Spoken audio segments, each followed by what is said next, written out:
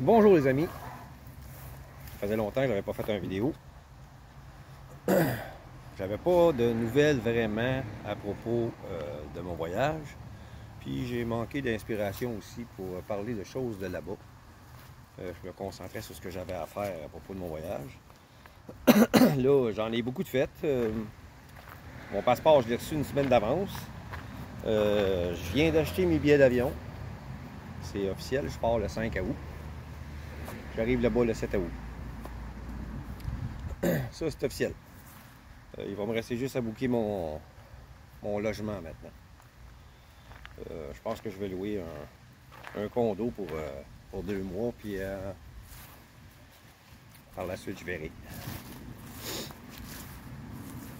J'ai changé mon fusil d'épaule pour le visa.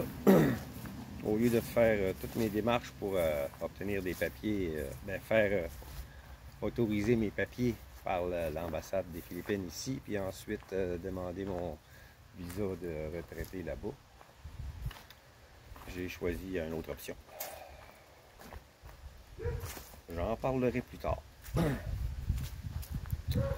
Si j'ai pris cette décision-là, c'est que mon autre option est moins chère. Le visa de retraité, je ne savais pas le prix. Je pensais que c'était dans les 400 $.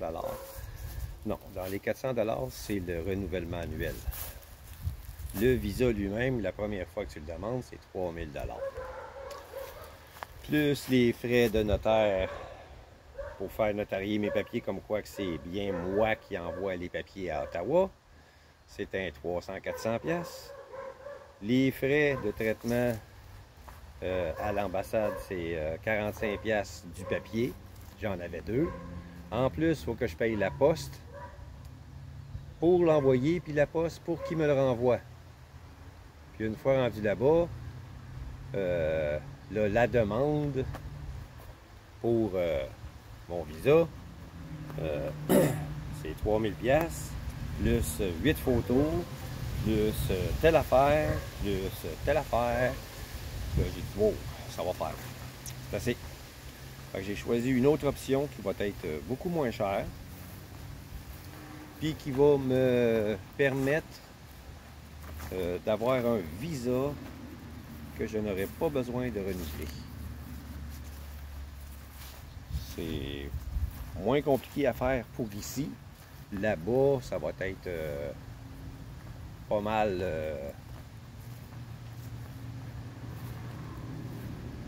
compliqué. Là-bas, il faut que j'aille à l'ambassade du Canada. Ensuite, il faut que j'aille au gouvernement. Il faut que j'aille à l'état civil. Plein d'affaires.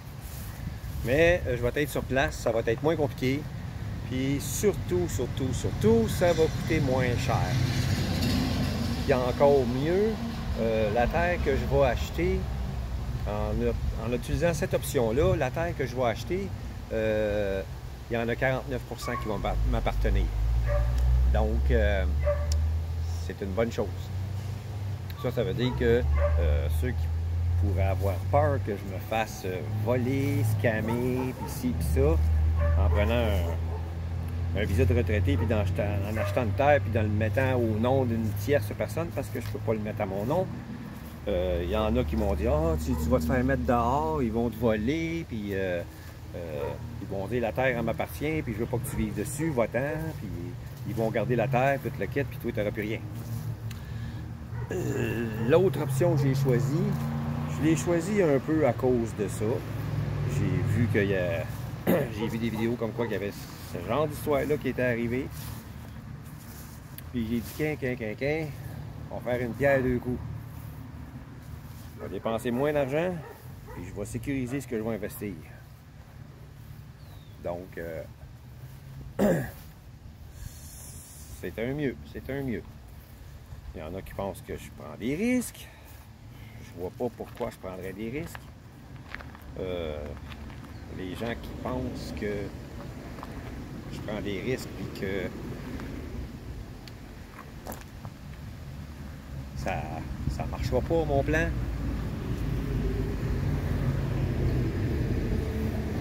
En sécurisant mon investissement de cette façon-là, peux pas me mettre dehors. Je peux pas me mettre dehors de la terre. Il m'appartient à moitié. Si tu veux me mettre dehors, achète ma moitié. Ou je m'en vais, puis tu loues ma moitié. T'as-tu les moyens? Non? OK. Je peux pas être mis dehors. Ils peuvent pas vendre sans ma permission. Ils peuvent pas me mettre dehors. Ils peuvent pas vendre sans ma permission. Donc, tout est sécurisé. Tout est sécurisé.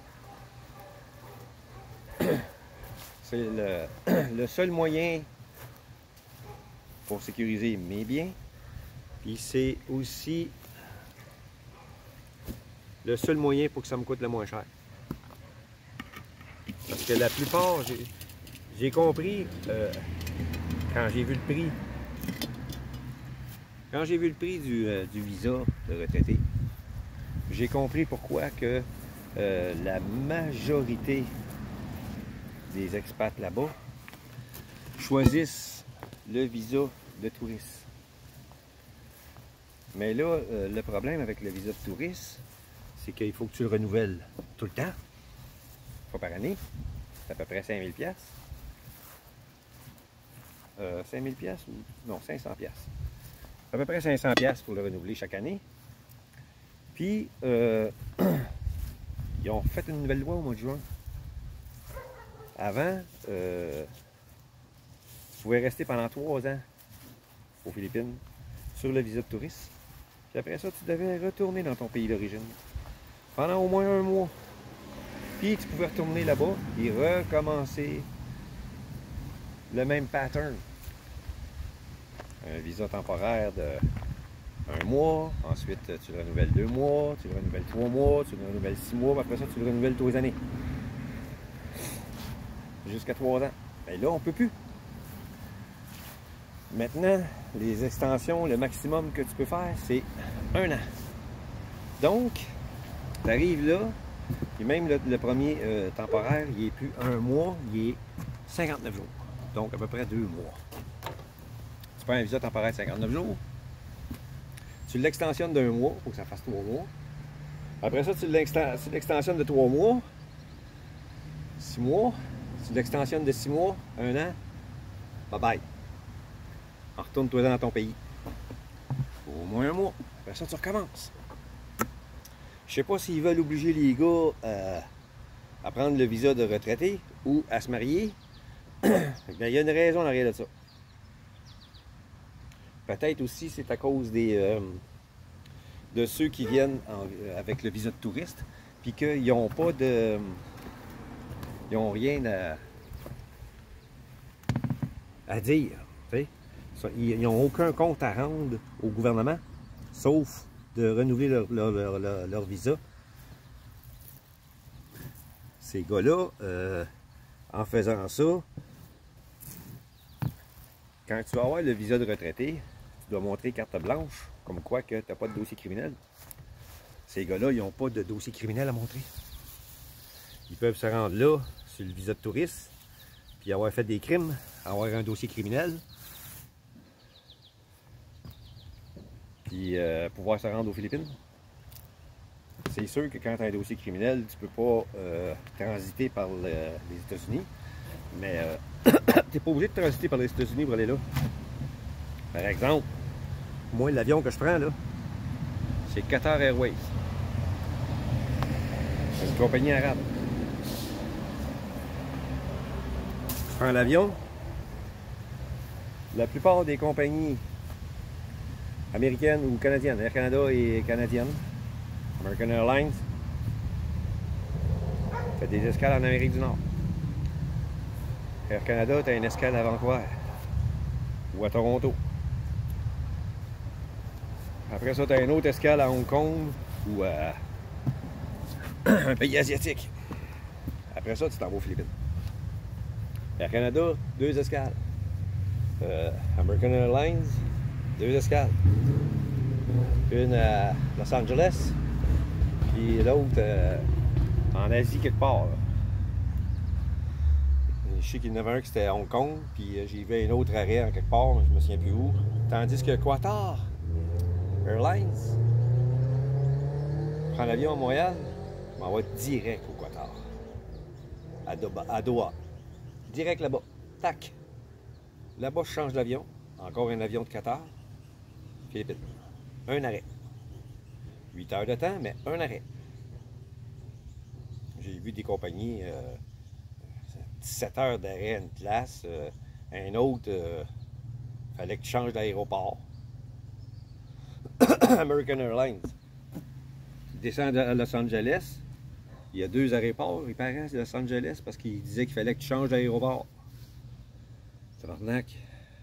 Tu vas chercher tes bagages, tu prends le taxi, tu t'en vas à l'autre aéroport, tu te réenregistres, tu rembarques dans l'avion, il faut que tu trouves un taxi, il faut que tu saches chez où, il faut que tu te promènes avec tes valises.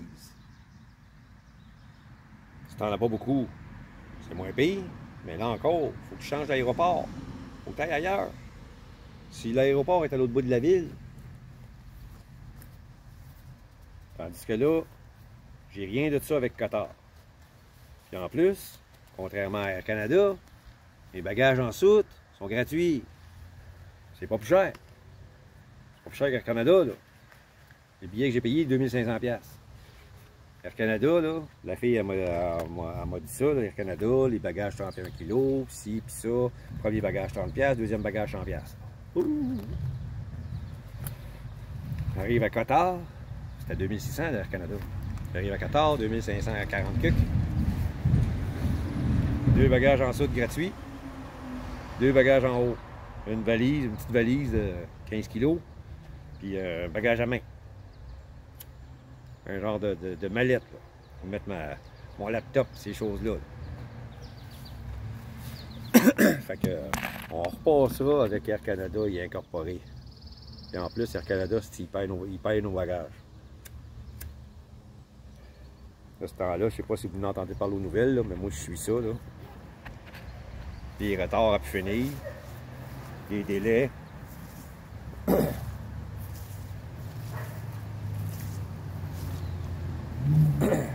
sais pas si c'est celui que j'ai entendu parler qui est revenu de voyage récemment. Là. Je n'aimerais pas son nom. Il est revenu de voyage. 5 heures de retard. Je sais pas s'il était avec Air Canada, mais si tu as des bagages en soute, Air Canada, il est vert. Mêlé comme un jeu de cartes, cette compagnie-là.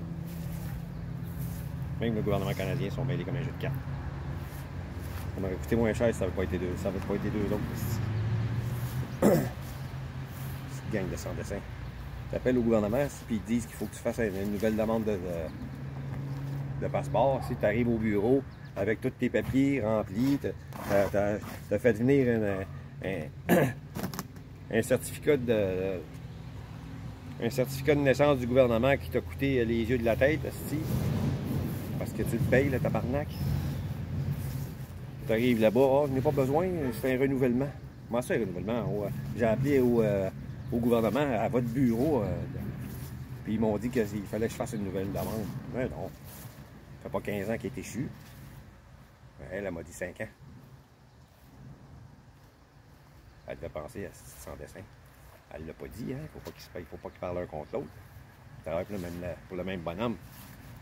Justin Crétin, là.